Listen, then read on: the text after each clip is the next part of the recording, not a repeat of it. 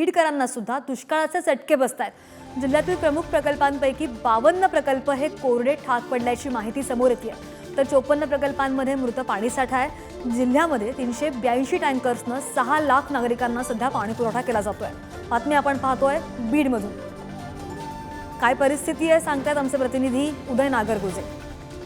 निवडणुकींच्या रणधुमाळीत चर्चेत राहिलेला बीड जिल्हा आता तहानेने व्याकुळ झाल्याचे पाहायला मिळत आहे।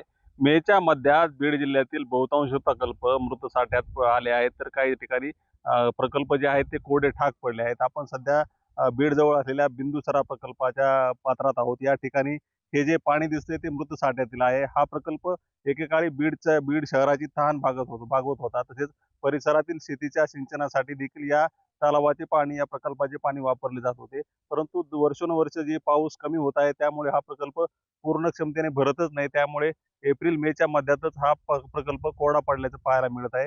आता हे जे पाणी आहे ते मृत साठ्यात आहे, त्यामुळे याचा कुठलाही उपयोग होताना दिसत नाही। नाही म्हणायला या ठिकाणी जे टँकर भरतायत ते टँकरला उद्भव स्रोत म्हणून देण्यात आले आहे, परंतु हे पाणी पिण्यायोग्य नाही। जे गावात पाणी पुरवठा होतोय तो केवळ सांडपाणी म्हणूनच पुरवला जातोय।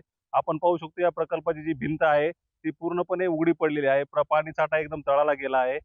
यापूर्वी जे सलग 2 वर्ष जे बीडमध्ये कमी पाऊस पडला त्याचाच हा परिणाम असून आता यावर्षी जर मान्सून लवकर आला नाही तर बीडसह या परिसरातील जे गावं आहेत त्यांना भीषण पाणी टंचाईचा सामना करावा लागणार आहे।